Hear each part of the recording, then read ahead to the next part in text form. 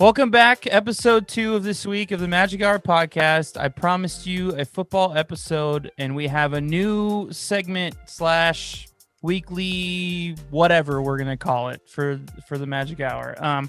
It's something we're calling $5 picks. I got two friends joining me, Brad Field. Everybody knows Brad Field. He's the annoying guy who talks shit about Pac-12 football all the time. Hey, Brad. What's up? I'm actually wearing a USC football shirt right now. And Jay Mansker, his best friend, who just deals with his bullshit all the time, and just I don't know how you do it, Jay. I mean, it was military life that much of a bond that you have to just deal with Brad's dumbass bullshit all the time? Yeah, well, it was a bonus because I was in charge, so it's much easier. Oh, there it is. There it is. No, man. Jay's we're talking football. Jay's repping his University of Minnesota beanie. I like it. Yeah, no, just his weird clicks with my weird, man, and so it kind of works. They fit together really well, actually.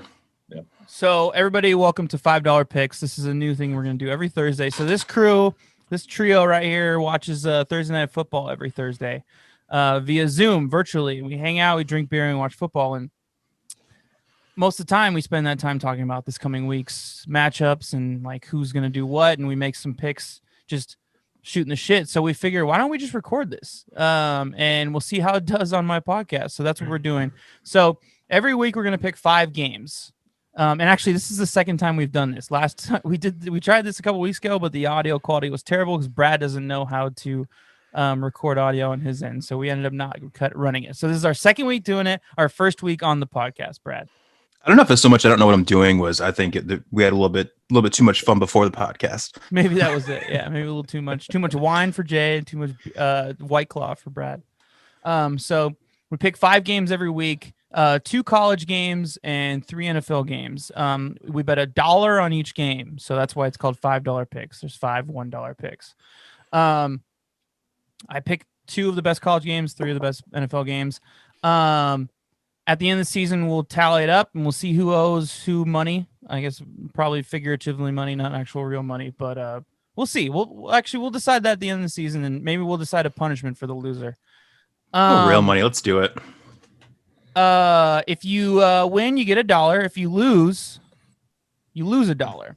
But here's another little extra kicker, an extra little point thing for one of us if we want to make it. We get to bet the spread on one of these games. One of the 5 games we get to choose that we can bet the spread on that game. But here's the catch. If you guess the spread right as well as the pick, you get an extra $1 from your picks. But you have to guess them both. If I guess the pick right but the spread wrong, I lose. I don't get it. I don't get either. But you don't lose an extra $1 if you lose on the spread in the pick. You only can gain, so you can only gain from that. You don't have to use your spread pick if you don't want to, but why not if you can get an extra $1 and extra points for the season? Does that make sense, boys? Yeah, I got it. Absolutely. All right, so let's start it off. This week is actually different. So I know that we said 2 college and 3 NFL, but this week there's only one really good college game, so we're only going to do 1 college game. Brad tried really hard to find a better one. Would find another one, but I don't know. What was the game that you pitched earlier today to me? I didn't say a better one because the one that we have on tap is actually a really good game. It's probably, honestly, it's probably the best game of the regular season. No, hands down. But the game that we were gonna do was Tulsa. It was Tulsa and Cincinnati, right? Or no, Tulsa, Oklahoma. No, what was it? Cincy, yeah. Cincy. Yeah, Tulsa, Cincy, yeah. Well, because Cincy is ranked and Tulsa is getting votes, they're almost ranked. I think they just got knocked out. And then after that, there's no other real good matchups this weekend, though. No, wrong. I said UNC and Florida State. But Florida State is 1-2. But I mean, Florida State is still a powerhouse football team. But they're not even getting votes to get into the top 25. Florida State has more 5-star recruits on the team than both Cincinnati and Tulsa combined. Then why aren't they playing better? Because they're playing in the ACC. Okay, so Clemson, NC State, or actually, sorry, not NC State, North Carolina, and who? Are you trying to make a point as to like why Florida State football is not good right now? Yeah, I am trying to make that point. Meanwhile, you're the one who's trying to pitch it Mac for $5 Brown picks, but it's not worth it. Meanwhile, Mac Brown with North Carolina has it in the 5 spot right now, which North Carolina. When's last time North Carolina was in the top 5? I agree. That's why I think this game is not worth it. It's going to be a blowout. I think North Carolina's going to whoop that ass. You want to put money on it? Do you want to do a dollar? Let's $1 do it. pick what on do we it? got? Let's do it. Uh-oh. Let's do it. I'll take this. How many you give me? What's the spread in the game right now? What's the spread? Let me see. I can find out. I'm looking. Relax. Actually, I can't do that. All right. Well, now you just slowed down this entire conversation. So thanks for that, Brad. Anyway, I mean, keep you want to going. talk about it, you probably should have that loaded up. Jay, you look it up and we'll keep going. Well, okay. I'm just saying, like, I would rather do this extra NFL game that we added to the schedule this week, Which is fun. not to the Yeah, that's schedule. fun. That's a close game, and there's a lot on the line for it, and we'll talk about it in a little bit. As opposed to any of the game, Florida State, an unranked, not getting votes, 1 and 2 Florida State going against what is a powerhouse this season. Whether they're, I mean, maybe the Big Ten not playing, only playing 8 games, and Pac-12 only going to play like 6 games is part of it. But No, I think but, so. but, Here, but real this quick. powerhouse that is North Carolina, like it's gonna, in my opinion, it's just gonna be a blowout. I just don't see it. We got UNC minus 13.5. That answers my question right there. 13 and a half? You're going to give me 13 and a half for Florida State. No, I'm just saying, like, the spread's not even close. Okay, then take it. $20. No, I don't want to do Give me Florida State and 13 and a half points. I'm not gonna. No, I'll take. No, I'm not doing this. I'll Let's give you move 7. on. I'll give you 7 points. No. Just say yes and move on. 7 points. I'll give you 7. Not 7.5, just 7. 7 and a half. 20 bucks. Say yes and move on. Let's go. 20 I don't bucks. know. I don't know, man. That it's tempting, bro. $20. You said UNC 7.5. by I'll give more you than 7.5. 7.5. So by more than 7. Yes. All right, I'm Yes. taking that. Okay, That's 20 bet. bucks. Good. Let's That's go. a bet. More than a Let's do this. touchdown. More than a touchdown, and you're a It's big written winner. in ink. It's on the internet, and it's written in ink. All right, let's move on to the first matchup. Yeah, I agree. Probably the probably the best regular season matchup of the season, in all of college football. So we got number 3 Georgia taking on number 2 Alabama. Alabama's favored right now as it stands by 4.5 points. Jay's pulling out the liquor right now to prepare. I was just about to say, can we stop and just talk about Jay's liquor cabinet behind him real quick? That's a pretty nice little liquor cabinet. What do you got in there? Oh man, I got all the things, man. This You is know, only I for the can't YouTube hear you. You got viewers. to turn towards the microphone. Oh, here I got the microphone. Yeah, no, I got all the things. I got all the bourbons from all the places, man. I got the Traverse City, I got the Beer Barrel, I got the Small Batch 1792. For those of you who are wondering what a lawyer's house looks like, this is what it looks like. It's A just a lot of shit alcohol. For ton of those of you who booze. don't know, yeah, Jay is a lawyer. That man is a fucking lawyer, and that's a lot of booze in his house. Anyway, that's your lifestyle. I'm just kidding. I'm just talking Hey, shit. man, it's a stressful job, you know. Alabama, number 3 Georgia at Alabama. What say you, Brad? Well, we're just jumping into it right away, huh? I mean, this is kind of crazy, right? I mean, let's start off right off the bat right now with today. We found out that Nick Saban has COVID. He won't be on the sidelines, even though, get this. Well, this game yesterday it was announced he had COVID. Today was announced the AD has COVID. the also. AD has COVID, right? Did Yeah. you know that this game, even though he's not going to be on the sidelines coaching, is still going to count against his record? They said. How does that happen? He's the one in charge of the entire program. Like, Yeah, it's you still go his down with a program. shit. He set the tone, picked the coaches, picks the game plan. Said, you know, I mean, Okay, all he's right. he's the quarterback of the coaches. Yeah. All right. If the Anyways. United States goes to war with someone, it's not on the Secretary of State's record. It's on the president's record for declaring the war. Like, what kind of a what? Do we keep what the records? fuck? Is there Let's start now. wins and keeping losses for records. presidents? and Let's wars? start that Okay, right anyways. now. So Trump is like, Anyways. he's definitely like 0 and Yes. 30. He's won every war so far, guys, and they're great wars. All of them. They've been really good wars. Okay, they've been the best wars. Some say Let's not get into politics. We got 3. Is this? I was about to we say, have is this three- a political podcast No, or? we have Because- 3. We're not going to do this, Brad. We have 3 liberals here. This is probably not a very fair. We're not going to get into politics. I don't want to upset our I conservatives. just said we're moving on. I just said we're moving on back. Oh, back you to the game froze, here. so I didn't hear that. So keep going. Oh God, it's okay. You can edit around that. Oh, so what's different? So what's crazy about this year is you think Nick Saban, you think Alabama, you think like stifling defense, right? What's crazy is that Georgia this year is the one with just an insane defense. Yeah. Alabama is putting up offensive numbers off the chart. I'm not going to give you stats because we're going to save that for Jay Manstatter, but I'll throw a couple at you here. Mac Jones right now is leading the nation in efficiency at 220, a 220 rating. His yards per attempt are over 13. He ranks second in completion percentage at 79. And then you also have Najee Harris running the ball. Najee Harris is probably the top 3 running back. Can I say something? Najee Harris is from my the hometown, nation, Antioch, yeah. California. You're welcome, the world, for producing someone as great as Najee. It's great. Why didn't you go to Cal? Let's. Okay. Anyways, okay, but you know what? They also don't even have Najee Harris. They also have 3 of the top receivers in the nation as well, right? I heard a stat today that was Alabama is the only team in the country that has all 3 of the receivers that have over 350 receiving yards and 2 touchdowns. The only team in the nation to do that, right? So that's huge. I mean, these guys are an offensive juggernaut, which normally you don't see out of Alabama, right? Mm-hmm. For so many years, it was always defense, great defense, run game, but they never really had a quarterback, right? Well, until like Tua, right? Jalen Hurts wasn't even that great of a quarterback at Bama. So it's a little bit different now. You know, Mac Jones is airing the ball out. Was pretty good, but I agree. No like studs. He was pretty good too, but no studs. Yeah. So you got this huge offense. I mean, but then you look on the other side of the ball. This Georgia defense, really what they got to do is you got to stop Najee Harris, right? You got to bring the safety up. You got to run a lot of stunt moves. Richard LeCounte, he came back.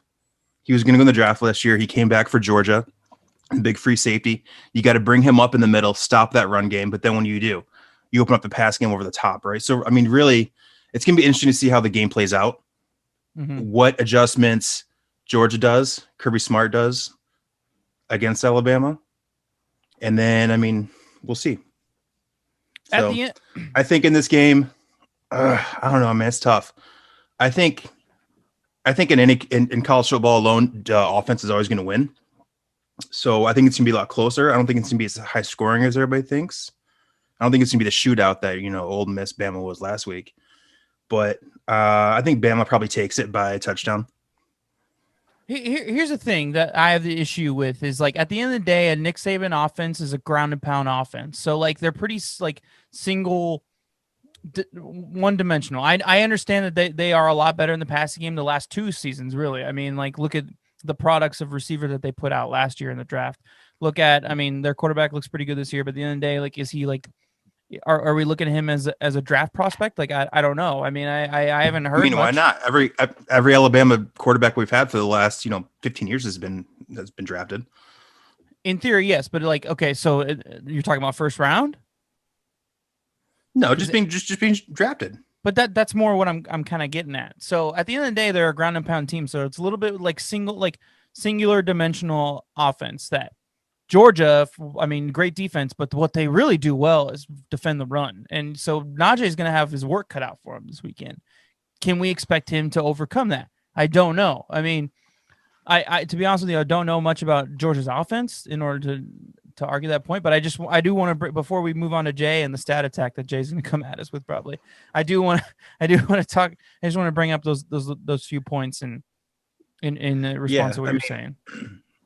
Yeah, I mean, you can say they're one-dimensional, but I mean, I just told you right now, like how crazy their passing game has been, and I get it. Mac Jones is not even this year. It's the past 2 years. Right, the past 2 years, they've been killing it in the air. So it's not really one-dimensional, but okay. I all right. Anyway, it's an interesting point though. I like it. No, but also no Nick Saban is something to be talked about, which we can talk about at the end. Jay, please. Yeah, no, that's huge. Every bone in my body tells me Bama is going to win this, right? Prior to LSU, the last time they lost at home was in 2015 to Ole Miss. And, but here's the deal. Remember, Alabama last year lost to who? Auburn, who just got beat down by Georgia. Georgia put them in the grave. Let's also look at Georgia, who Georgia's already played. Georgia's already played Arkansas, then number 15 Auburn, who I just said, then number 18 Tennessee as well. Alabama's only played number 11 Texas A&M, who was the 39th ranked defense, and Mizzou, and then Ole Miss, who aren't even in the top 50 in defense. Okay. Now, if you look at Georgia, their offense is not, it's not as good as Alabama. Okay, so it's 34th ranked offense versus the third. But let's Is that be clear, 34? Hold on, is that 34th in the country or in the SEC? in the country. Oh, 34th in the country. Yeah, never mind. Now that I say that, it doesn't make sense because SEC only has 16 teams. Yeah. Okay, Brad. All right, one your smart ass comment can hold on. All right. Now that said, let's be clear what that number actually means. It means 420 yards a game, guys. Okay, this is college. All right, so that's okay. They're doing all right in passing. They're pretty balanced. 248 passing, 172 rushing per game. Now Alabama, you guys have already nailed that. That's pretty easy, right? They're number 3 in the country right now, 560 yards a game, 308 to the point about being balanced. They've been very balanced with that pass. It's as if they've added that passing attack in the last couple of years, to your point of running that almost pro style offense for so long, in which you counted on that run to set up the pass. It's like they have that rushing because they're averaging 175 per game, but they also now have 385 yards per game passing. So they have both of those. That offense is devastating. It is a scary thing. But now I think it really will come down to the defenses. Okay, so let's look at those now. Look, Georgia, number 2 in the country. They're allowing 236 a game, 198 passing, 38 yards rushing a game that they're allowing. Okay, that is bonkers numbers. All right, and look at Alabama. We're talking the 65th best defense in the league. They're allowing 473 a game. Remember, Georgia's averaging 420 a game. Their defense is allowing 322 passing, 150 rushing. Okay, their defense is nothing to be happy about.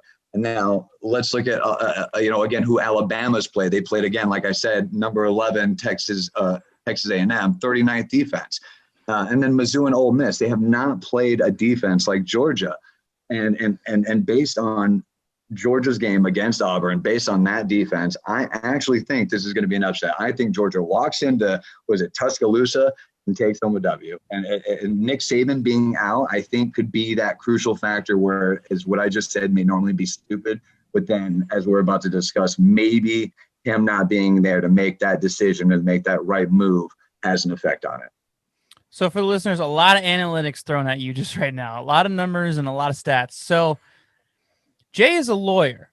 What Jay does for a living is he finds facts and he finds evidence to find his argument and his conclusion, and he loves numbers. So this is what he does. So this is what we're going to call the Jay stat attack. So every time a matchup comes and he comes firing numbers at you, that's what we're doing. So wow, that's a lot to take in. Has anybody checked these numbers? Yeah, are these real? Are these he real? could just be pulling these out of nowhere. This is ridiculous.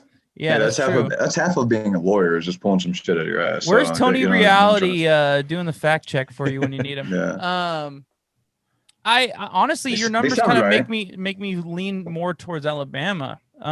If I'm being completely honest, but I don't know. It's hard for me to go against such a prominent defense that just completely shut down a really good Auburn Alabama team. Makes the most sense here, guys. It does. I mean, but Nick Saban's not going to be there. That's a huge factor that we're not even talking about. I think that's like that extra factor in that in a close game, the Nick Saban factor comes into play. But to Brad's point, I think he had a salient point in that offense is so powerful. And in college ball, especially the passing attack always wins. Either the offense always gets the call. It's tough. But that said, this defense is no joke. Again, look at what they did to Auburn. And I don't think Auburn lost that many people, man.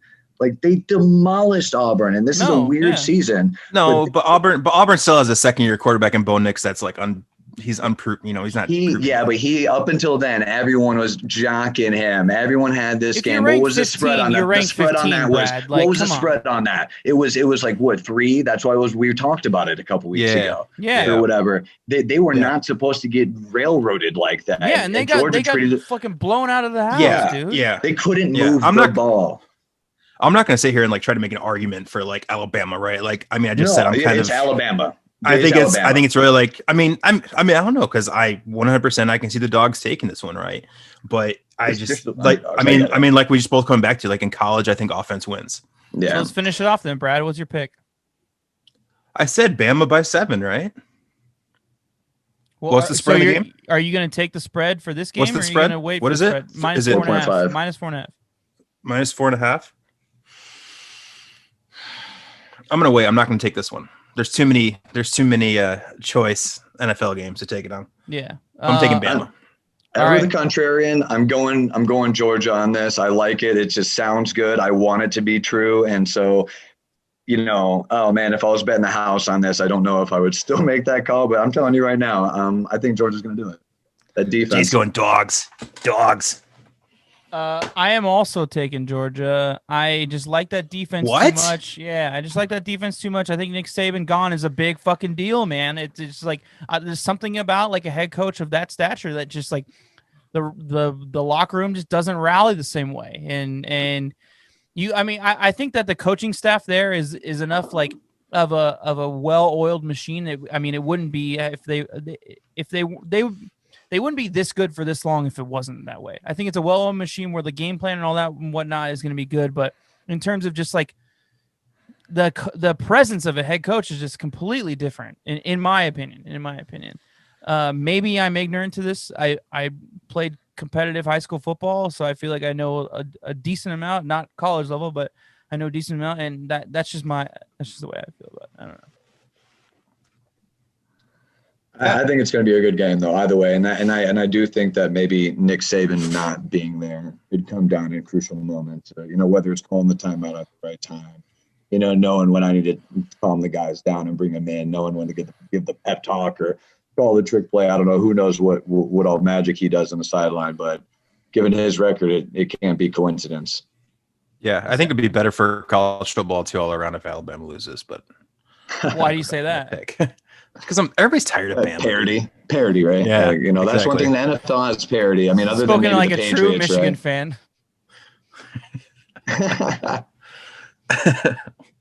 All right. Let's move on. So because there's no fantastic and elite Pac-12 football playing this weekend, we're gonna skip the second college game this week, and we're gonna move on to the NFL. You got something to say? Have you seen the odds? Hold on, before we move on to the NFL, have you seen the odds? Have you seen the odds that they just put out for all the teams now winning the championship? The highest one in the Pac-12 is like 80-1. It's USC at 80-1, and like the middle barrel of like Big Ten is like 40-1. So your best team in the Pac-12. Well, I'm telling you right now, they are mistaken, sir. All right. Get well thought out, well reasoned comeback. All right. So the first game, this was an add-on game at the end of the middle of the day, but it's a good matchup. Our first game for the NFL is going to be the Texans at the Titans. Houston is favored by -3. Don't understand that line at all whatsoever, but hey, whatever. Vegas is maybe Vegas knows something. This is a must-win for Houston. Am I right, guys? So, yeah. Oh yeah, absolutely. Yeah. And I don't really. Why is it a must-win when you're? What are your chances to make the playoffs, let alone win the Super Bowl at 0-4 they are? I mean, it's 0-5, you're done, right? Guys, like that's it. Like, I mean, you're basically done now. You just fired your coach and your GM. Like, how is this a must-win? They've already punted on the season. But their team is so fucking talented. You can't just. I get what you're saying, but like I don't think there's any such thing as just punting on the season. I promise you, those players haven't punted on the season, Brad. Yeah, Deshaun Watson ain't fucking punting on anything, bro. You're right that the brass knows the writing on the wall. They see this, they see the other teams out there, and they realize that it's a long shot, if any, for them to do it. I think what we're mostly saying is we're starting to get to the mathematical odds are just against you more than just the willpower or even anything else. Right. I get you. A must-win week 6 game. Like, I get that. You know what I mean? Like it's just going to get to a point where mathematically, right? Like that there is no Cinderella story that could even happen. And what does a must-win week 6? What does a must-win week 6 game feel like, guys? I don't know. I mean, Hawks have been. I mean, we've only missed the playoff once in the last like 12 years. How many 0-4 teams do you know that just like? Oh, actually, never mind. The Colts a couple years. What does 0-4 feel like, guys? I don't know. I haven't Anyways, seen it in a while. I don't know. I'm not 0-4. My team is Jay, you are one Close. misplay of a kickoff away from 0-4. Close. Anyways, okay. We'll get into Jay's feelings towards we his got 2 team at wins. the end of this We got 2 podcast. wins. Got 2 Oh, that's wins. right. I'm sorry. You beat the Giants. Okay. Yeah, big win. The little Guys, Giants. all right, the, focus. You're lucky the Focus. Icebox wasn't playing on that one. Okay. The icebox. Okay, Brad, so we got where Texans. We got Texans and Titans, right? I too don't understand the spread at all. I think the Titans take this game handedly. I think Vrabel has Romeo Crennel's number. Romeo Crennel is now the interim coach for the Texans. Derrick Henry always has monster games against these guys. 2 games last year, he's had 53 rushes, 297 yards, and 3 touchdowns in 2 games. Henry eats these guys up. Anybody who watched what the Titans just did coming off of 2 weeks of not practicing, what they did to the Bills. Now, granted, I think we're a little high on the Bills, but we'll get on that later. I mean, the Titans, they know who they are. They're going to pound you in submission. Ryan Tannehill's playing good ball. They have a monster running back. Defense is stepping up. I think the Titans take this game, and it's going to be I'm guessing double digits. Yeah, I don't get this spread at all. The Titans just whooped that ass on Tuesday Night Football. Why are they not favored here? They're fucking 3-0. They're 4-0, sorry. Yeah, I don't get this at all. I think a lot of this is reading in to the whole COVID thing that they went through. But how can you watch what just happened on Tuesday? I think I said Thursday. Sorry, on Tuesday. How can you watch that game on Tuesday and they just handled 3-0 Bills team who everybody thought was probably going to take that division in the AFC East, right? And then and they made them look like kids out there. But at the same time, again, because I think this is a must-win, it does change the mentality of the players in the locker room a little bit. I don't know. What do you think, Jay? Yeah, I don't know. I do think, first off, I agree with you guys. The line's ludicrous. I don't know why they're favored. The Titans should be favored here, I think. Yeah. If you're asking for reasons why, I think that the Titans, it's actually funny when you look over at the numbers. There's a stat that sticks out to me, and I'll get to that in a second here. When you actually look at the Titans numbers, it's not fantastic. Okay, for instance, they're 29th in defense. Okay, they allow 409 yards a game, 261 passing, 148 rushing. Where they are benefiting here, this is what's been saving them. Okay, and this is a dam that could break at any game, right? Is that they've been allowing 22 points a game, right? So they've been allowing they have one of the worst defenses yards wise, but they're not letting that become points. Okay, and so that's huge. And I'll come to a big reason for that. Their offense is at 16th. So again, a middling offense, literally in the middle, right? Derrick Henry, sure, that's definitely been their thing at 131 yards a game. Derrick Henry, they've been riding high on him, and they've been scoring points, 30 points a game, right? So they're converting on their drives. So that again is huge. But as far as statistics go, they're middling in offense, which means they're being efficient. Mm-hmm. And then if you on the other side of the ball, you look at Texans 22nd and 22nd, both offense and defense, right? So it says they're a little worse in middling, not that great. Their defense isn't that great. They're allowing 160 to the yards a game. That's this recipe for Derrick Henry to eat that up. Passing, they're doing 227 a game, which isn't that bad, but that's not Tennessee's forte. Literally, the Texans' weakness is Tennessee's, the best thing they got going on. Yeah.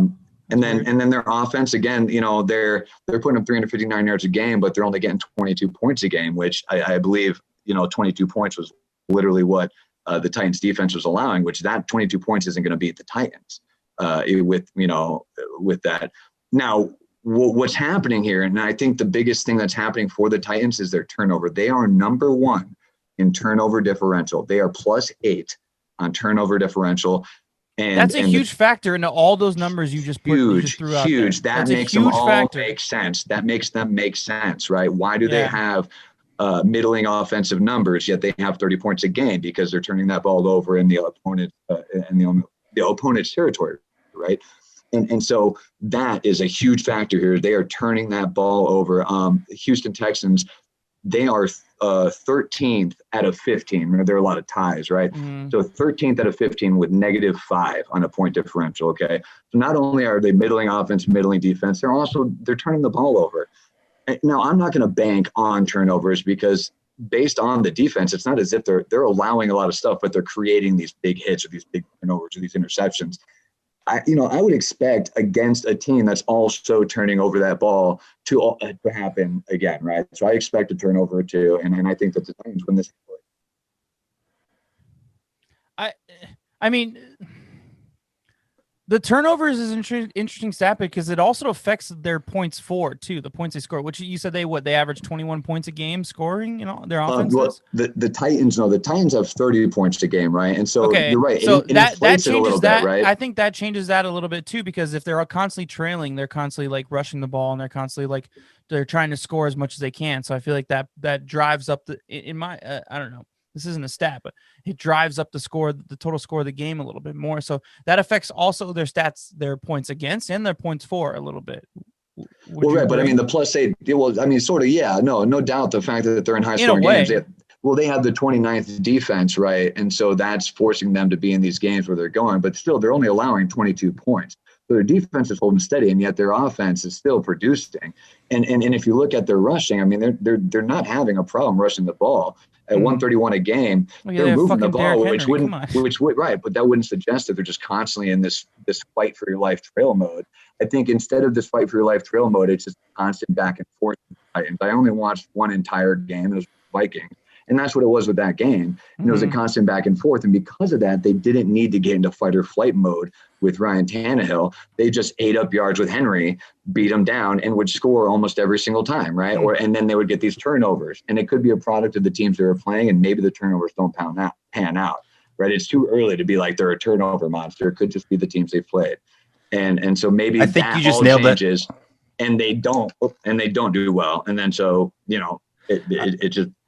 Yeah, I think you just nailed it right there, Jay. I was just kind of waiting to come in here, but like you said, it's the product the teams are playing, right? I mean, all right, so they played the Vikings, good team. That's probably other than when they played the Bills, the Vikings were probably the best test of the year so far because you played Jacksonville, right? And Jacksonville's okay. Gardner Minshew, great story, putting up some passing yards. It's all fine, but they're the Jaguars, right? They're bottom of the tier. The other team was against Denver, like. Wasn't that like a 2 or 3 point game against Denver? Like the Titans should be beating Denver by 14 to 21 points. But this is what they fucking did last year. They barely squeaked. But that's what I'm saying. They're playing down. They're playing down. The AFC Championship and they almost fucking. And then they beat played the Chiefs. exactly. Yeah. They played to their competition, right? No, yeah. Now is that a testament of variables that I mean, is he a good coach or a bad coach, right? Can he rise to the occasion, or can he just get his guys through? Or, I mean, maybe he's just one of those coaches who just barely does enough. I don't know. I mean, I don't know. I think anybody coming from the Bill Belichick tree is not doing just enough. But I want to clarify my win handling comment. Hold on, one second, Jay. So this is whole just like a mind game that he's playing. Like he's actually like on top of his shit, but he's just like kind of like easing off the brakes a little bit. Like I'm so confused and like on your statement just right there. What that I mean it's just it's kind of a phenomenon, right? It's like. If you have this guy who's from this great coaching tree, he demands excellence out of his players, right? He's always making the right moves in the big games against the good teams. Why are you struggling against crappy teams like, the Broncos and doesn't the Bill Jaguars? Belichick's disciples like have a historic record of like not being good coaches? Bill Belichick's disciples use pencils on laminated paper, so I don't want to talk about that, but I'm just saying. Like Romeo Crennel's one of them. Fucking. But that's what I'm saying, though, right? But Vrabel like owns Crennel, right? Like if you look at their record. Yeah. I mean, anyways, go ahead, Jay. Your comment from earlier. Oh no, I said they win. I said they win handily, and I don't necessarily think that that they're going to win by 14, 20 points, something like that. I just more mean that I'm pretty confident in the win. Itself. I just look. Deshaun Watson is a terrific quarterback who can do a lot on the ground. Like I said, the Titans defense is terrible, right? All they've been doing though is holding tight in their own territory, either with field goals or with turnovers. Ben, don't break, homie. All it's going to take is to not get those turnovers or to have Deshaun Watson have get that ball in there, and that all breaks, right? Like that's it. Then the dam goes, like I said earlier. Something like- has to be said about a shortened week, and it's a lot shorter than normal. Like, Monday night, you normally you lose a day, but they're losing 2 days this week. So I think there's something to be said about that as well that we aren't really factoring in. And teams who come off a Monday night typically don't play as well. Is the game on Monday or Sunday? This game? Yeah, It's Sunday. This game Monday's is the on Cowboys Sunday. game. Yeah, but they played on Tuesday. I can't even keep track of it anymore, man. Right. Like, Oh, yeah. they're moving games all over the place. Can I just say that Tuesday Night Football should be a normal staple from now on of the NFL because I love Tuesday Night Football. Yeah. All right, so Brad, where are you at? Who do you pick? What did I say? I said I got Titans and I got them by double digits. Are you going to take the spread on this one? Obviously, yes. So you are. Okay. Yes. Titans with spread. Cool. That's your one for the week. All right, Jay, where are you at? I too am taking the Titans, and of course I'm going to take the spread when I'm taking the underdog because I just for the win. So I'm calling the underdog. So yeah, so the Titans. I'm taking the Titans, but I'm not taking the spread. I have my eye on another game for the spread. You can't do that, Chris. Yes, I can. How do you think? Because he's no, I mean that's just that's nuts right there. If you take them for the win, that's the spread. They're covering the spread. They're winning. I mean, I get what you're saying, but I get what you're saying, but I like another matchup better. I think there's more of a for sure thing. Yeah. Okay, I think if you take a team that's not favored, then you obviously can't take the spread. Well, are you making rules on my podcast for my game?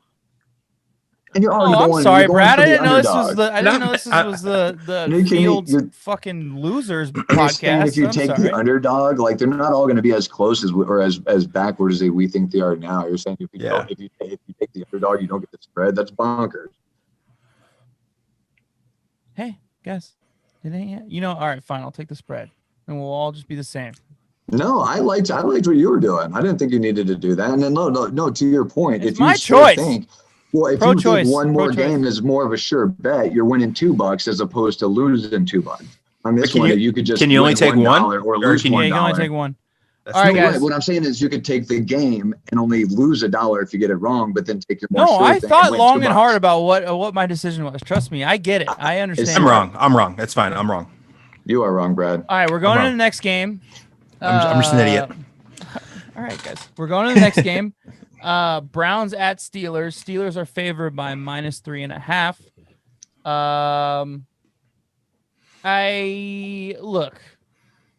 You know what, Brad? You go first. Let me just start off by saying I get the Browns are like, I guess good because their record, but like, are the Browns good though? That's a good offense. I mean, they've been stacking players for a while now. That's a really good offense. Jay, how's that offense? Have they played? Myles Garrett's been killing it. Have you watched any of their games this year, Jay? Yeah. What are you trying to say? Like, I have a terrible defense. Like, Jay's a Cowboys fan. Anyways, such a Seahawks. I mean, granted, the Seahawks Russ is putting it on his back, but that defense is. Hey, that Jay, defense is fucking terrible. Hey, guys, when you're 5-0, I can say whatever the fuck I want right now. Okay. When you guys get 5-0, you can say whatever the fuck you want. True. Anyways, but no, the Browns, like, I mean, I hate Cleveland. Being from Michigan, I hate everything Cleveland stands for. The one good thing ever happened maybe was the Browns. Hall of Fame. But, yeah. I like the Drew Carey show. Cleveland rocks. But the problem was that the song. Anyways, no, I think this is gonna be the best offense that Pittsburgh has faced yet this year. I mean, really, who has Pittsburgh beaten, right? Don't get me wrong. I think Pittsburgh's could be a Super Bowl team.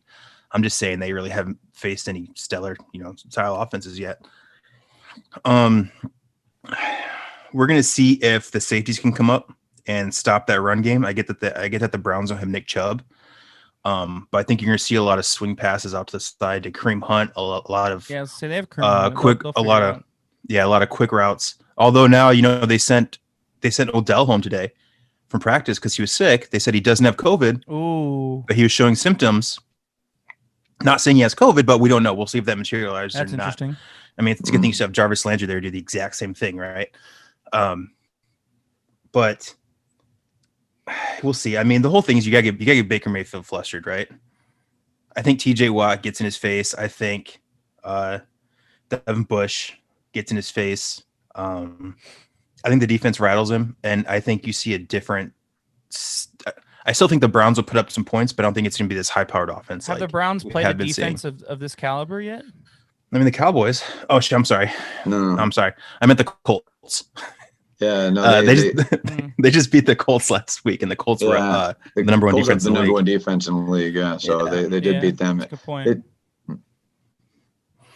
All right. Anyways, so I think at the end of the day, what's the spread on it? -3.5 for Pitt. Give me Pitt. All right. It could be closer than that, though. You don't have to take the spread on this one. You already took your spread. I hate Cleveland. Give me Pitt. All right. Jay?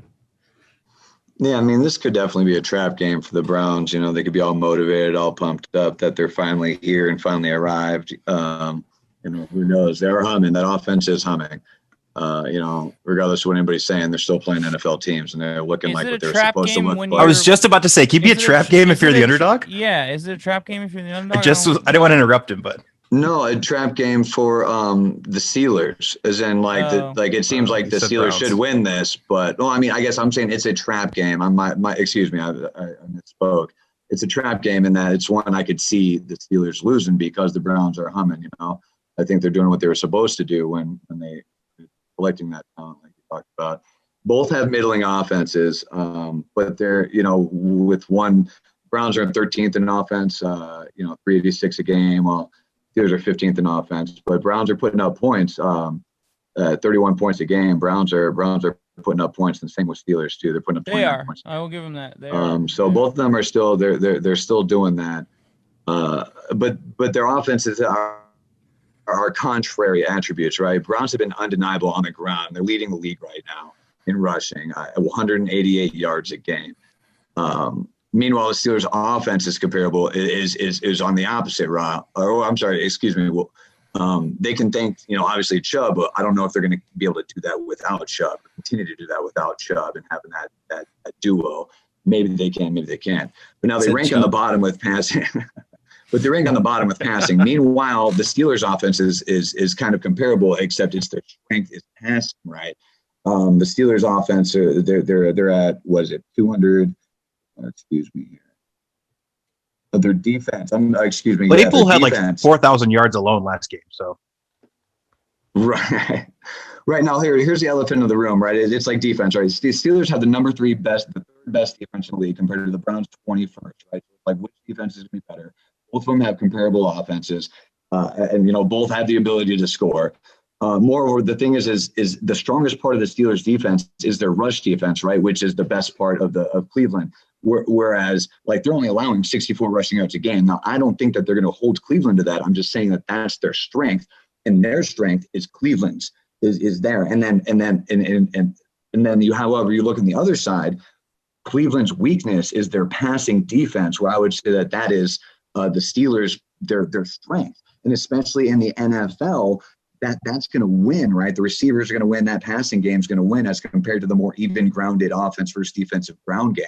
And so I think that's really going to be the stellar thing is one, Pittsburgh already has just a way better defense.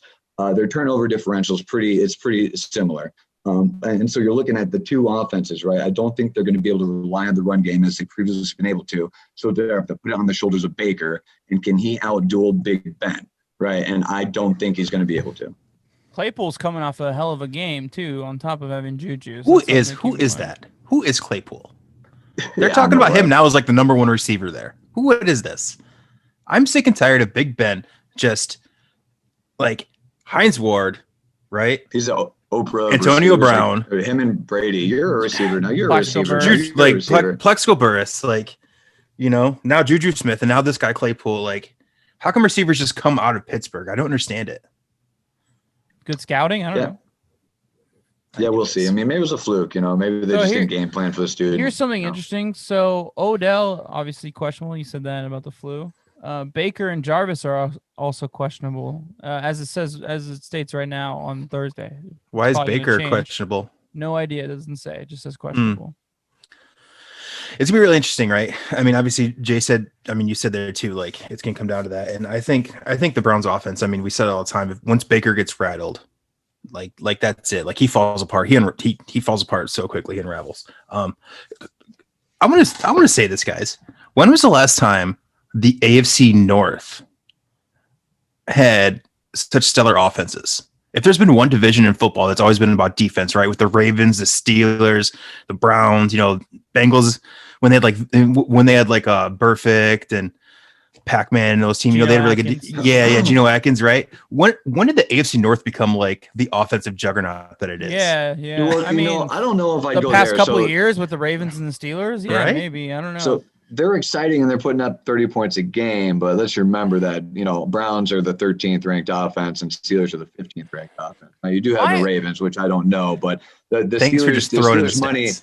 The Steelers' money is, and I'm just gotta correct. I just I get what you're saying because before Big Ben went down last year, he was throwing it up, and the year before he was like 5,000 yards. Dude, you're right. They've been tossing it up, and with Lamar Jackson, but this year is their defense, and then the Browns are kind of middling, and yet they're just putting up points. I mean, I think it's the caliber of the teams they're playing. Jay, if you say middling one more time, I don't know what middling means. What does middling mean? Middle. In the middle. It's something. just like an adjective. It's like using it as an adjective or something. I feel like middling, and I think like Lord of the Rings for some reason. So look. When it comes down to it, yeah, the Steelers haven't really played many good teams either. I mean, the Eagles are Who knows? They're pretty much a college team with all their Yeah. injuries. The Broncos, this is before their injuries. They beat them 26-21. The Giants are pathetic. Everybody knows that. The Texans, though, they beat them 28-21 a couple weeks ago. The Browns have literally played no one. Like, what's your guys' feelings on the Colts? Because okay, hold on. I don't know. They played one. You're good absolutely team. wrong. So hold Yeah. on. Hold on. The Browns have played one good team that you can confirm, like you feel good about, like this team is good this season. The Ravens, and they got their ass fucking whooped 38-6. Then they beat the Bengals barely 35-30. They beat Washington, I don't know, 2 touchdowns. I guess you could say They beat them pretty. They had that lot. game in the bag, Yeah. I think. They beat the Cowboys 49-38. And then they beat the Colts by 2 scores. So 30. But Okay. you know what? You can So look at five- them even. so even five on- games? Hold on. What's your guys' feelings about the Colts?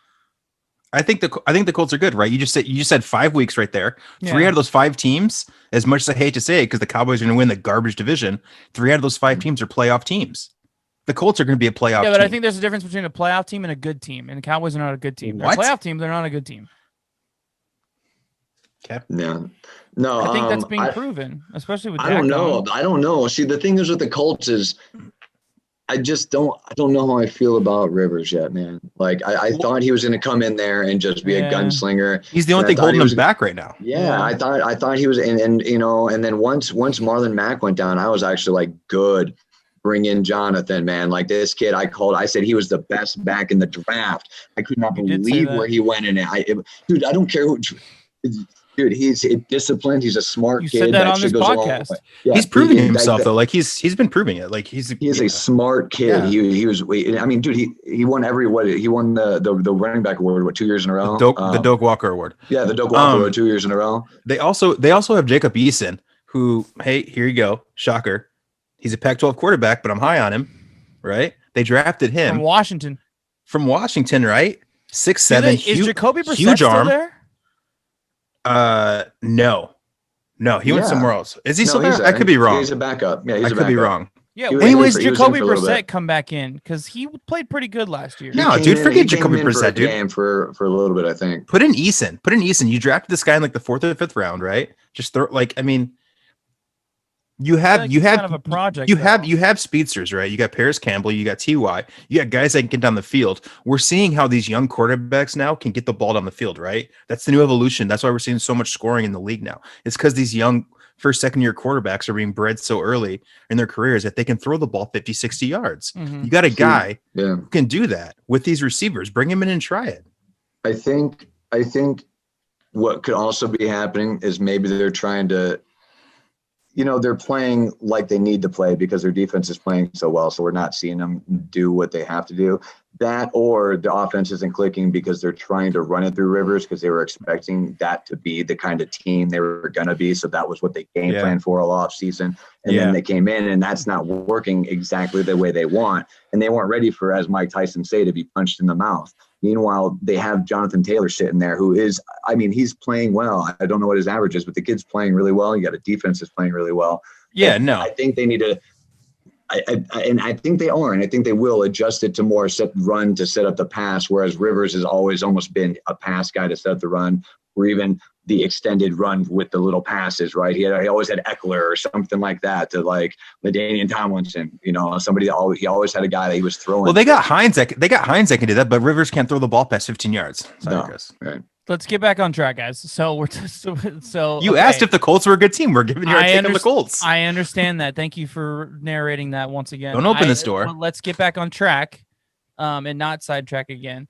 And I think that answers the question. Great. I mean, so the Colts are a good team, so that does change things a little bit. But my point was, it didn't feel like they really played anybody good. The one team that they played, the Ravens, they got their ass whooped. So that doesn't make me feel too confident about them. Yes, their offense has a lot of big names on it. Odell, Jarvis Landry, Nick Chubb, who's going to be hurt, but Kareem Hunt. Look at their win against the bad Cowboys. Oh, interesting. Yeah, look at their win against the bad Cowboys, right? I know, and look, the Steelers didn't play anybody either, but like that Steelers defense is just like no. What I'm trying to suggest though is why the Browns aren't good is they beat a bad Cowboys team and they almost allowed a bad Cowboys team to come top on them after going up. I think by like 14 or more points. I think they were up by 20 points at one point in time. And they allowed, and it was because of turnovers and some lucky breaks, but they allowed him to come back. The Browns don't have a good defense. The offense isn't that spectacular, but they've had some spectacular plays. Myles Garrett's great, but the rest of their defense I'm not crazy about. Myles Garrett leads the league in pressures. I'm also a lot higher on the Steelers, I think, than most people stat guy are. All right, Brad, so you took Pitt. You took Pitt. Jay, I took Pitt. I'm taking Pitt. Okay, so I am also taking the Steelers. Good and pick, I am buddy. I am taking the spread on this one. I probably would have did that too if I didn't take the other one. Also, part of it was I didn't want to pick too many similar games as you guys because there needs to be some sort of money differential at the end of this week. I feel like. I picked Florida State, buddy. No, you didn't. You picked Titans with the spread. Oh, God damn it, Chris! I said I picked Florida State. The bet you guys have. That's right. There's money on the line. All right. Jay's a lawyer. It's official now. That's it, man. It's a law.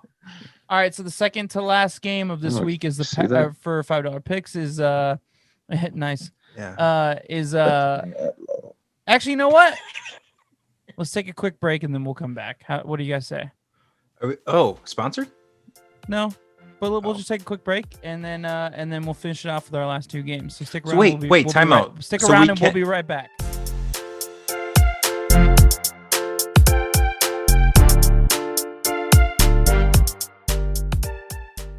All right, welcome back. 2 games left. These are some big ones. So let's jump into it. Packers at Bucks. Green Bay is favored by -1. -1. I haven't seen that line in a while. I don't know, man. This is a weird week coming off of a weird Bucks loss. The Packers kind of appear to be, Brad's going to have some stupid comment, appear to be the best team in the NFC, potentially in the NFL. They look really fucking good because they actually have a defense where Seattle doesn't. Brad, what's your thoughts? I like the Packers, man. I think they're really good. I was totally baiting you into that for sure. I like the Packers. They knocked us out of the playoffs last year. Yeah, the Packers. Here's the thing. The -1 is tempting just because it's Tom Brady. You saw little flashes last Thursday of Father Time reaching up to him, right? Everyone wants to talk about it. You forget what down it is. If there's one QB in the world that you would never thought that would happen to, it's TB12, right? Yeah. It's Tampa Bay. What down is it? What down is it? 4? That was 4th down? So yeah, I don't know. I think it's gonna be an offensive game. I think you're gonna get a lot of scoring. I think you guys are gonna go at each other. I do think Green Bay is gonna pull it out because I think.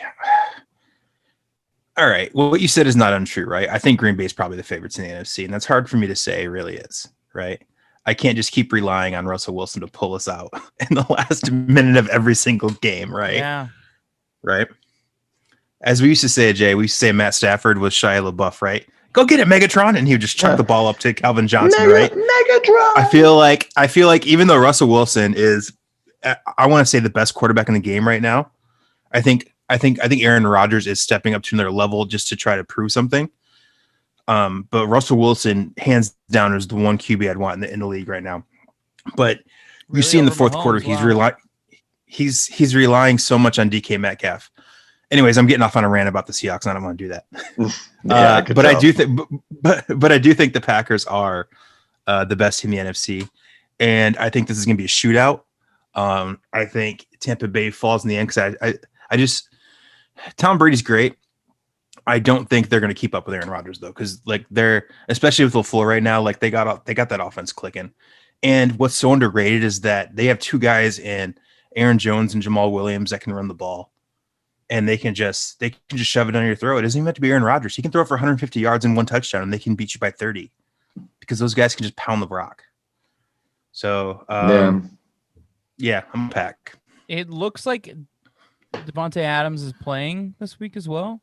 That's a big factor. That's the big factor for that's a big. That's factor another thing too, right? I mean, Lazard's out, but like Rodgers can throw to anybody. What's the name of their tight end? It looks like from what I'm reading right now, Humahunga? What's his name? From what I'm reading right now, it looks like I Lazard's forgot. going to be playing. Aaron Lazard's going to be playing? That's what it looks like. But here's the thing, though. Like, it doesn't matter. It doesn't matter. Yeah. I mean, he's Alan Lazard. He's not, like...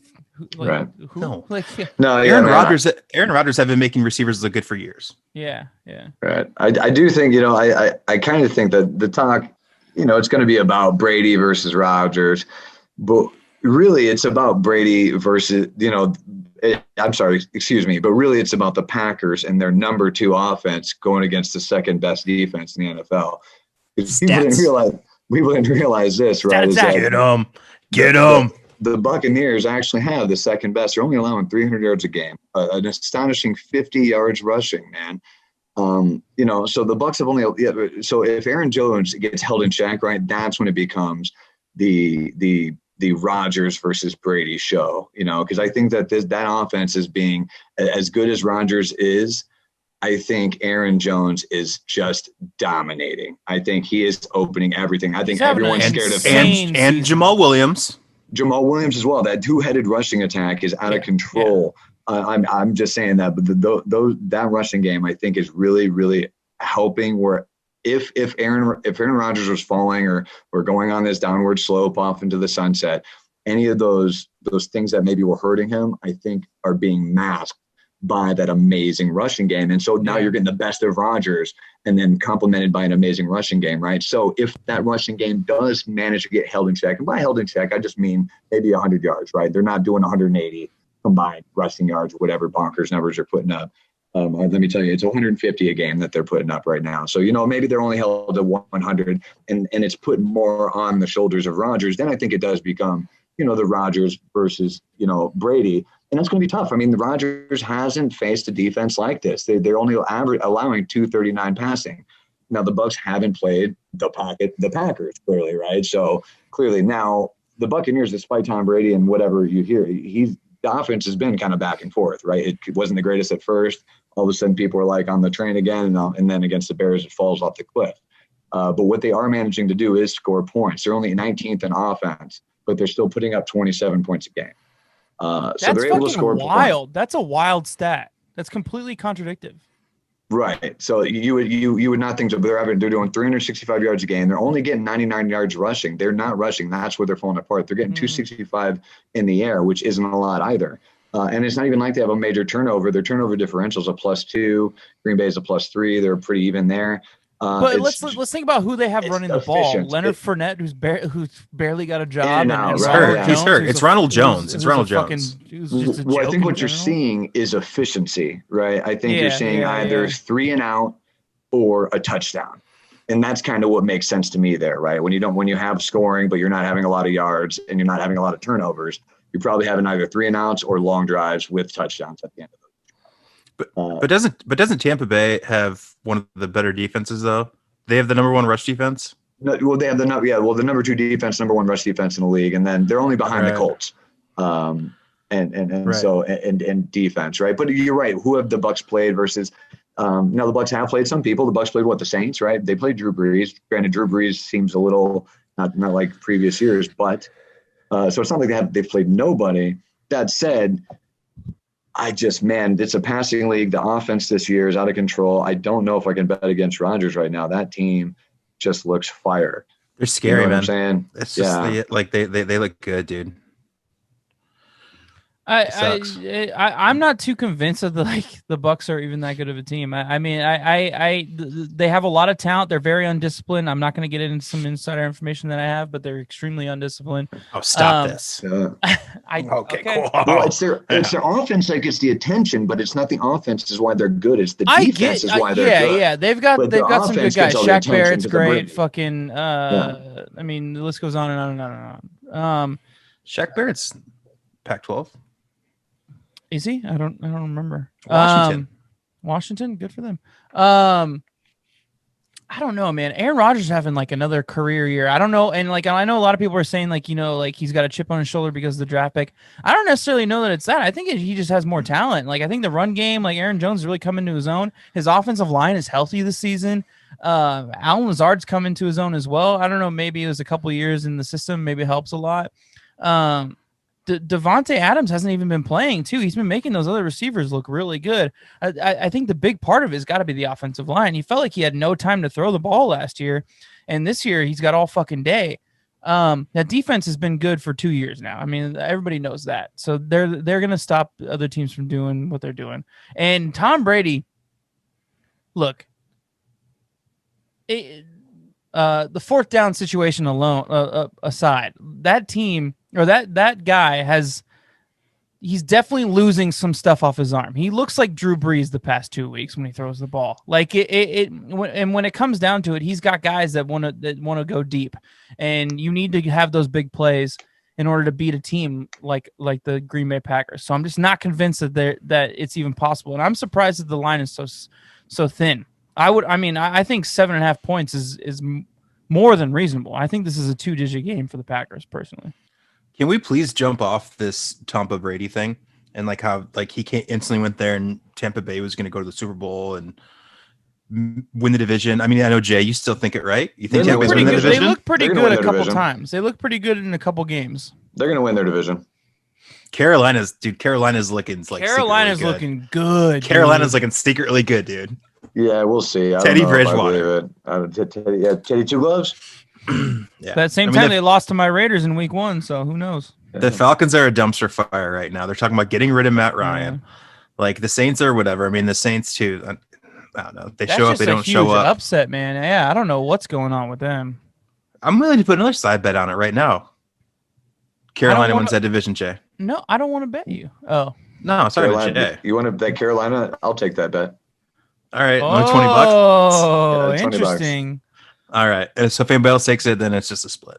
By the end of the season, they're going to have to figure out a run game. Otherwise, they're one-dimensional. Tom Brady doesn't do well without play action. That's a known thing. He's always had a run game to make him successful. Tampa Bay hasn't had a run game for the last how many years? And they but Tampa Bay is not working with Tom Brady. Is going to solve their run game. Peyton Barber, garbage. Anyways, they've had a run game since Cadillac Williams. Look, keep him spinning, homie. Hey, Cadillac was dope. Dude, Mike Allstott was dope, dude. Mike Allstott, he was pretty dope. Michael Pittman. Boom. Michael Pittman. Oh, man. That team, yeah, very interesting. Stop naming white players. Look, guys. I'm taking Green Bay. I don't even think it's close. I was very close to taking the spread on this one because it's 1 point. I was like, this is just, it's just you're tossing it up for me to just fucking hit it yard. Like I don't get this at all. It's definitely the Tom Brady thing. I think Tom Brady is known to get upsets now and then. So I think Vegas is just trying to cover their ass on this one. So where's the game at? I'm taking Green Bay. It's at It is Tampa. at Tampa. It's at Tampa. So, Oh, okay. I was Brad, going to say if it's in what are Green you Bay, taking? it's getting older. I'm taking Green Bay. Okay. Are we all Green taking Bay. Green Bay? Yeah, Go Pack. Green Go. Bay. Have we been different on anything yet? I don't think Yes. Yeah. You took Alabama. Oh, that's right. Yeah. Roll Um, Tide. You're the and then- smart one. and then you guys took the spread on the Titans, and I took it on the Steelers. Greenbow, Alabama. All right, our final game of the week for $5 picks is going to be Chiefs at Bills. The Kansas City Chiefs are favored by minus 3.5 points. By 3.5 points. So had you asked me about this game before Monday, I would have had a same result, different answer. But now that you ask me, look, the We're talking about Chiefs after lost the Titans game. Yeah, the Chiefs lost the Raiders, but it still didn't change my opinion. I just feel like the Chiefs just had an off game. Yeah, they're not going to be perfect. Maybe you man. think the Raiders just have a good team, Chris. I don't No, know. I do, Raiders do have a good and team. I think that the Chiefs just weren't ready for it. But I don't think that's going to be the result for Game 2 against them. But Buffalo, I just felt like got exposed on Tuesday. I don't know. I mean, where are you at, Brad? Buffalo's secondary is like super banged up right now. Like they got a washed up Josh Norman getting thrown around the literally That thrown around was the field. greatest. Literally. Dude, Like- Derrick Henry does that. Like, he's just more of a man Dude. than any of us, all three of us combined, will ever be. And he does that all the time, though. He does it all the time. I Like, could that do a was football quarterback. amazing. But he does that. It's great. What'd you say, Jay? Sorry. Nothing. One's lost. Yeah, so anyways, the secondary for the Bills is completely banged up. They're making mistakes all over the place. Yeah, here's the thing, dude. I really want to take the Bills in this just because I want to be different than you guys. Interesting. So I have a feeling you're taking the Chiefs. But dude, the Chiefs are he's gonna throw for 300 yards. Like, it's gonna be They just got Le'Veon Bell. Well, here's it. Okay. Don't get me started on this. Okay, Le'Veon Bell's he's terrible. He's terrible, right? Oh, good job, they got Le'Veon Bell. Whatever. Okay. You know what this is again? This is just like when they got Shady McCoy, and they're like, oh, they got like it's whatever. Le'Veon Bell was pretty good. He was also way out of his prime. Le'Veon Bell's out of his prime. He's like a year out of his when he was in Pittsburgh. Well, he has a bad attitude. When he was in Pittsburgh, they were running the zone blocking scheme where they hand the ball to him, and then he would literally wait behind the offensive line and wait for the play to develop, and then he'd find the hole, right? Yeah. It only works in that scheme. James Conner's doing it. Pittsburgh knows how to work it, right? He went to the Jets and he was absolutely terrible, and they way overpaid for him, and everybody knew it. That's why nobody else wanted to sign him when he held out for that entire year. Not to mention, how many times was he hurt in Pittsburgh, right? This guy went to Michigan State. He was injured the entire time in Michigan State too, almost. Anyways, getting back to my Coming point, from Michigan fans, Le'Veon Bell is not going to do anything for the Chiefs offense, who's already like probably the best offense in the league, minus that juggernaut of an offense up in the Northwest, right?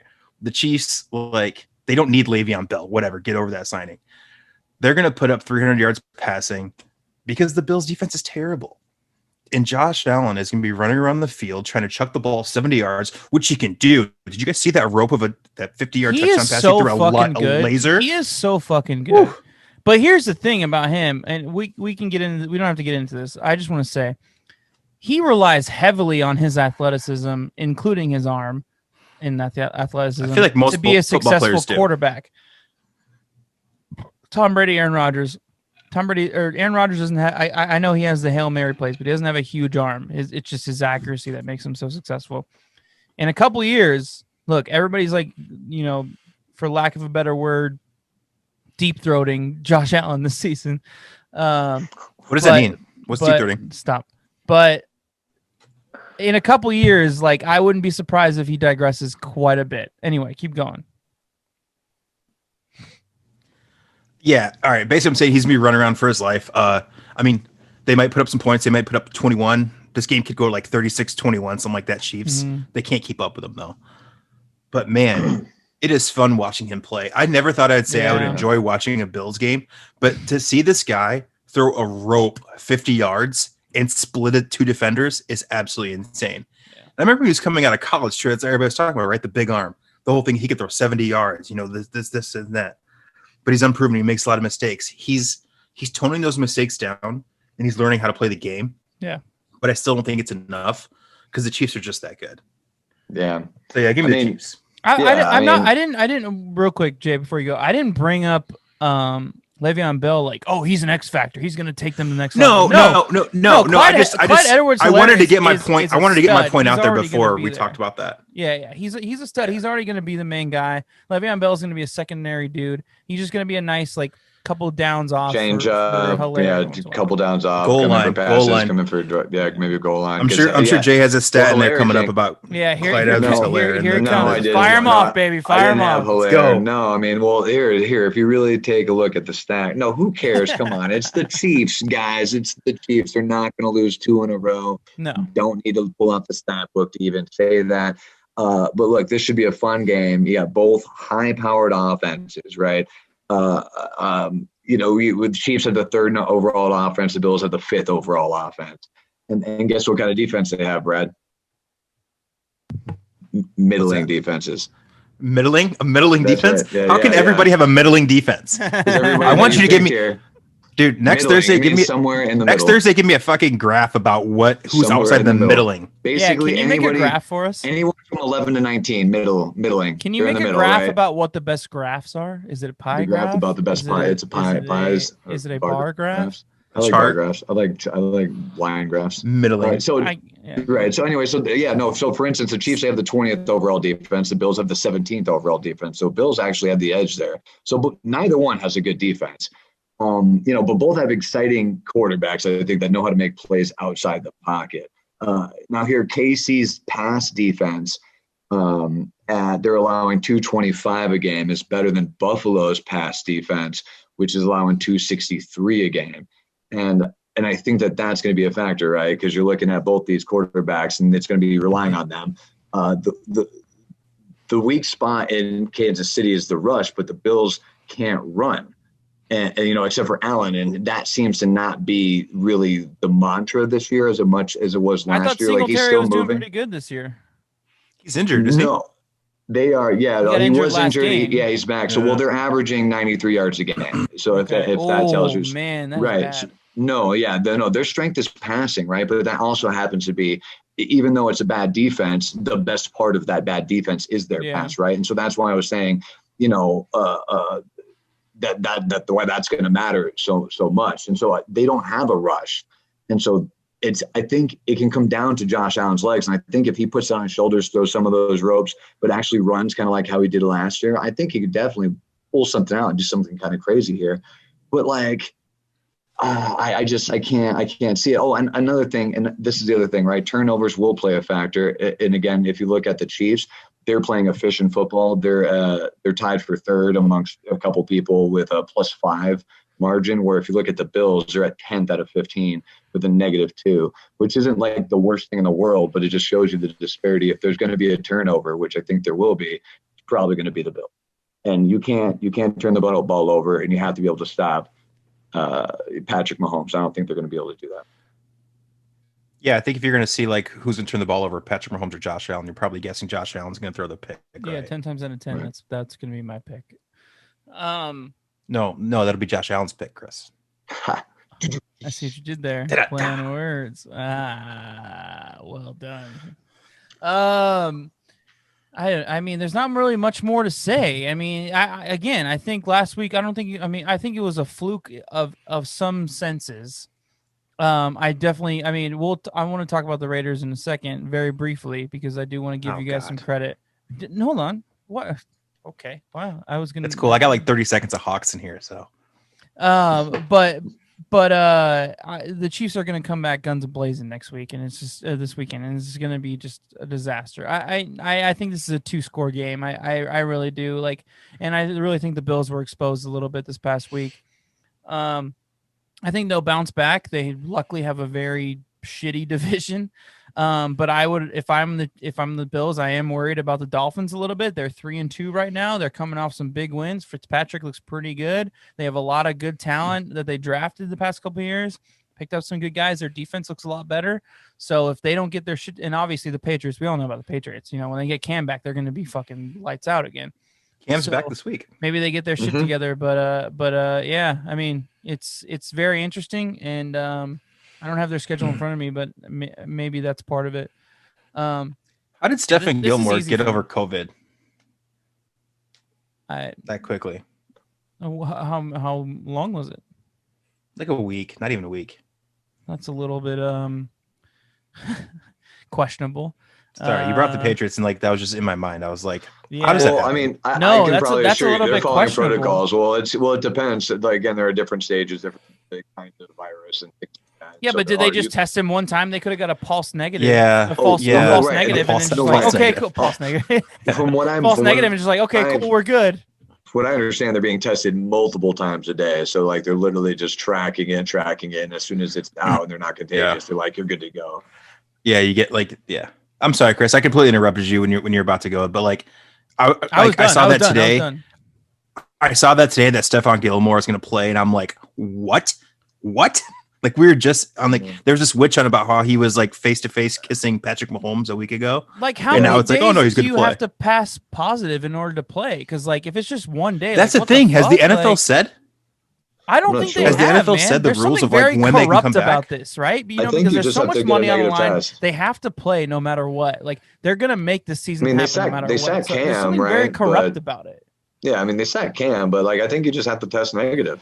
I think that's it. I think it's nothing any more than that. I Just think. once? I mean, No, well, you should have to do it like 4 days in a row. Well, no, they do. That's the thing is they're testing these guys even if they're not showing some. They're testing them constantly. They're testing the team, the players every day. They're constantly doing it, so they would be right.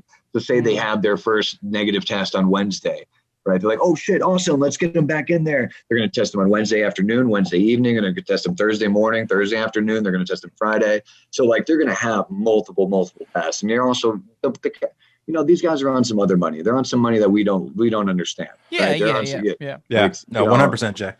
So I think that I'm sure, and again, because you got to think if exactly that reason, because the NFL season's on the line, these NFL owners don't give a fuck about Cam Newton or any individual Hell no. player Yeah. as they do compared to getting their team on that field, right? 100%. So I promise 100%. you, the moment somebody tests positive, people's buttholes are puckering, right? And they're going, get them out, right? They get them out of the locker room, test everybody now, like I would, because you're talking money. That's real money. So I'm sure they're doing everything they possibly can to make sure that these guys. All right, so let's wrap it up with the official picks. So Brad, who do you got? I think are we all Chiefs on this one? I think so, yeah. Give me Bills. You're gonna take Bills to try Give me and the Bills. Get some Josh distance? Allen. Let's do it. If they don't contain Is them, is John Brown yet? Is John Brown back yet? He's questionable. I have him on my fantasy team. If you got him and so I know all Stephon, about it. man, I mean, maybe. Look what Henry Ruggs did to him, right? Well, dude, And the Chiefs and a bunch of rug munchers. Yeah, offense hasn't been a problem for him. It's just going to be who can out gunsling who. No, right? let's not get this twisted. Are we Brad's backtracking now? Let's do this. No, No, Brad. I'm not backtracking. I'm just saying. Not you, Jay. Like let's not get this twisted. Brad's doing this in order to try and create some distance between himself and us Yeah. for the picks next week in the results. So if somehow the Bills pull out a win, he's gonna look like a fucking genius and he's gonna be $1 ahead of us. So okay, let's not get too carried away here. All right, Give me so the Bills. Let me like it, Brad. recap. Let me recap like it, real Brad. quick. So for college, we got Georgia, Bama. Brad took Alabama. Me and Jay took Georgia. For Texans versus Titans, we all took the Titans. Brad and Jay took the spread. Browns at Steelers.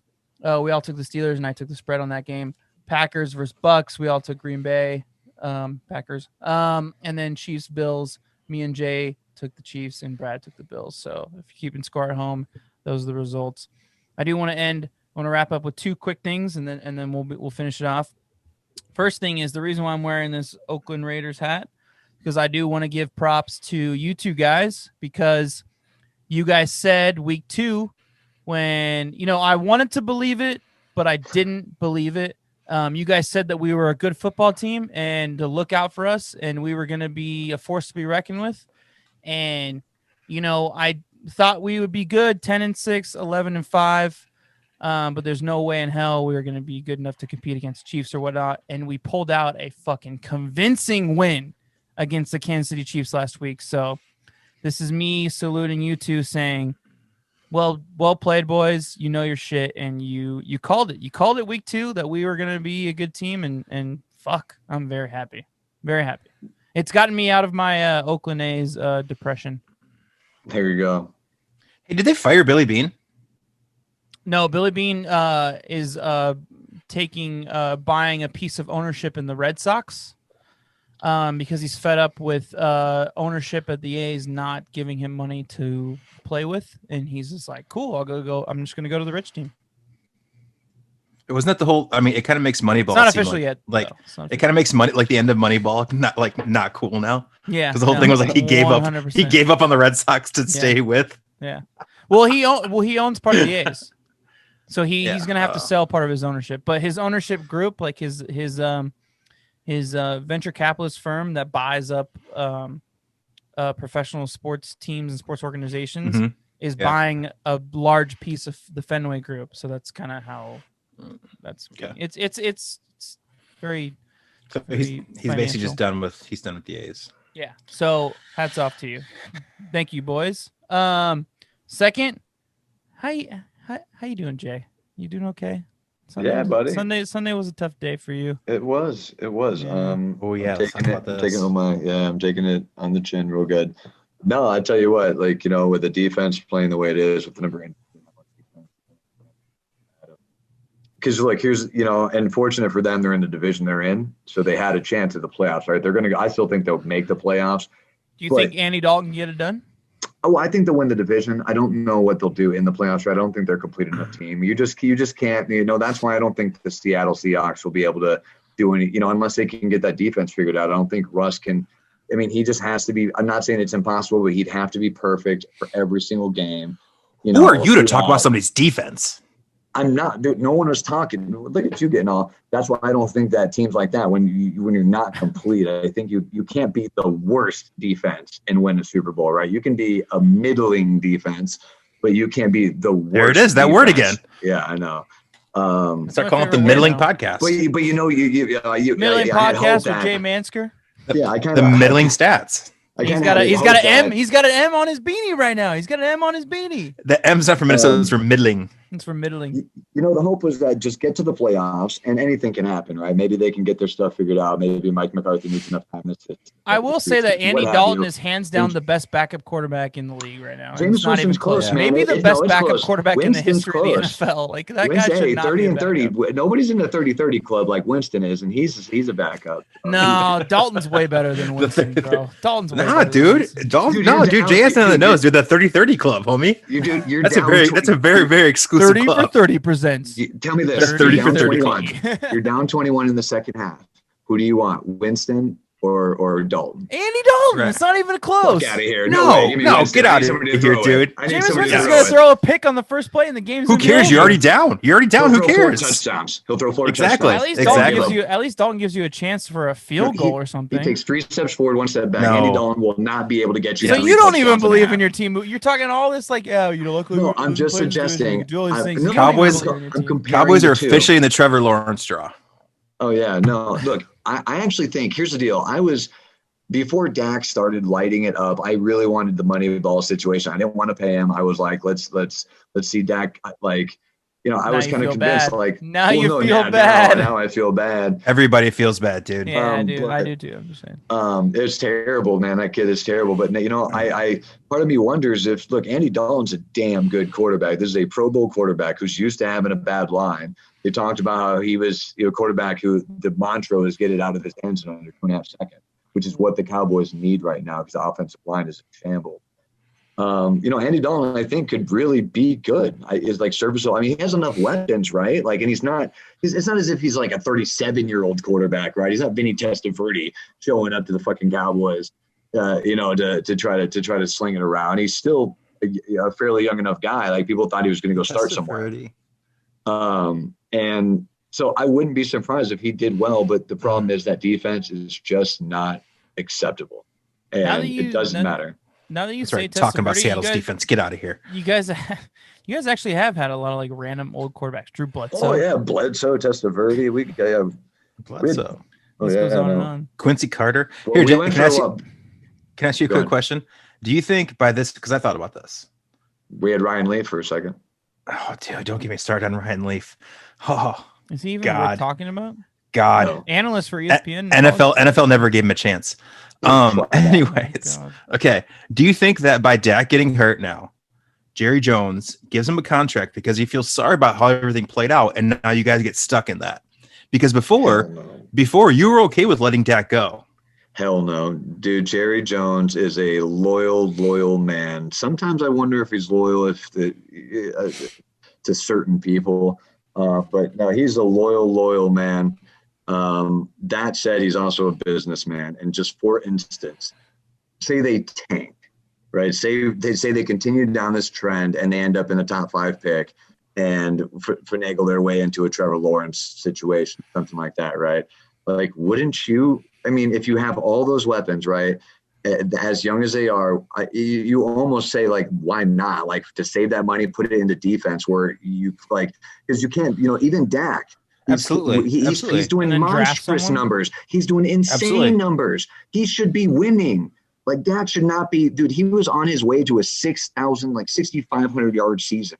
Like, he should be winning games, right? So it's not that, right? And so part of me wonders, maybe you get somebody else and focus some more money on that defense. Granted, that defense has 6 starters are out, or I think it's 5 or 6 starters are out. So they're all decimated. But I wonder if, like, or the other situation, right? Andy Dolan does really, really well. He's only like in his early 30s. Like, he comes in and starts winning games, starts rattling off some wins, maybe sneaks out a playoff win. Maybe but Andy Dalton isn't going to make your defense better. That's the thing. So I don't know, man. You don't pay him $50 million a year, right? At the rate Dak was going, they were going to pay this. The wins are not like you can pay a guy. But you're still paying Andy Dalton more than you're going to pay the rookie contract of a Josh Lawrence.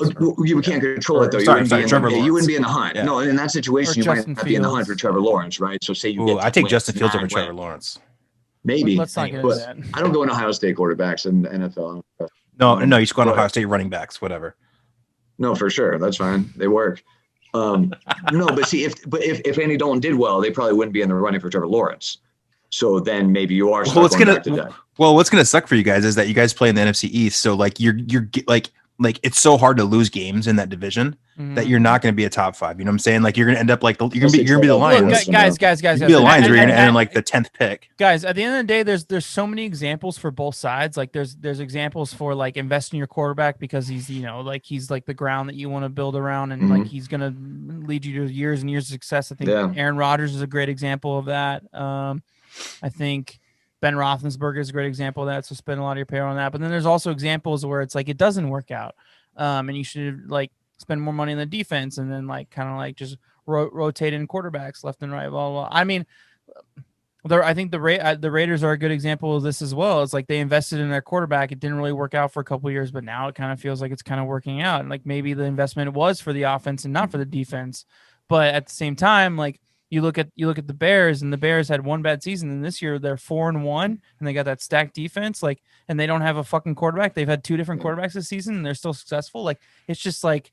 It's just a crapshoot. It's just such a crapshoot. Don't get me wrong, dude. I think you need a quarterback. I mean, don't get me wrong. I do think you need a quarterback, but it needs to be at a level of Aaron Rodgers. I play a little bit of a money ball situation for me. I guess you're right. No, right. When you land one of those guys, you hold on to him, you squeeze him, and you never let him go. Right, for sure. Yeah. But there's a certain point, even with good quarterbacks, that I think you kind of have to play a money ball situation, and you have to go. Let me see if this guy is playing at an elite level. It's not him. He's doing well, right? And we're gonna have to pay him a crap ton of money. I agree. And it's like, or maybe if we're not winning because of this defense, it's that gaping of a hole that we just can't afford to pay you. And so we have to go play that money ball game, hope you get a good draft pick. And it turns out to be a stud that you pay nowhere near 45, 50 million a year for 3-4 years. and then maybe you got to give the big contract. But if he's proven himself, then you're happy to give the big contract. Yeah, But You guys also I agree. guys But also but what I'm you saying is, I handcuff- don't think Dak is that guy. So I think what you're Right, saying I could don't- work. I think. Yeah. Dak Here's the thing is, middle, they made the wrong decision above by average. He's giving- not that guy. Yeah, they made the wrong decision by giving Zeke all that money. You can't pay a running back that much money, especially No, when a you lot bring of in a money. coach now. It's not that's not going to use him. I agree. Well, I don't think they were They were thinking about McCarthy. I mean, you would think that they were hoping. I don't know, but I yeah, agree. That was a bad decision. He's a running back. All he right. paid him a little bit too much. Yeah. All right, boys. So that's gonna finish it for this week's $5 picks. I'm glad we got into a little bit of Dallas Cowboys. I was curious of what your opinion was. You notice I didn't text you all week about it because I wanted to Yeah. wait until you could talk about it on this podcast. No, I'm sad. I part of me, I really like Dak. I'm in his corner, and I think it'd be amazing if Jerry Jones. If they said, can "You know make what, it man? work, that's great. You were tearing it up, but here's the deal. I'm doing you a solid now. You got to recognize that. You need to meet some terms. Like, you're about to be broken. Because the talking point was the years. Dak wanted less years so he could renegotiate sooner, right? Based on new bargaining agreements. And the Cowboys wanted more years. And I think the Cowboys have the leverage to say, we don't need you at all. And now you're injured. We want those years. So I think they go back. Dude, here's the thing right now. You put Dak on the Redskins or the Colts. Well, what does that do to those teams? The Colts are. It makes them Dude, a you put the- contender. You put Dak on the Colts right now with the options I said earlier Washington about. football team. Washington football team. Oh, That's right, sorry, yeah. Washington football team. Yeah, No, you put them on the Colts right now, and that Colts is that's with Paris. a team. Yeah, dude. dude, with Paris Campbell, You T.Y. put Hilton them in on that the running Washington game, football dude. team too, Done. and a Yeah. lot better. Yeah. All right. Yeah. That's gonna do it for $5 picks this week. Thank you so much, guys, for coming on. I'll see you guys next week. Next Thursday, we'll watch some football and we'll do this again. Yeah. Sweet, thanks. Yeah. Are you sure we can edit this? Wait, edit what? No. Now you want me to now you want to keep going. Now you want to keep going, Brad. So you do want me to edit that out? No, can you edit this Is that out? a yes or no? All right. You just got to cut it off at the piece. Cut it All off at right, the piece, thank you and for that's it. We're listening, good. everybody, and we'll talk to you guys next week. Peace.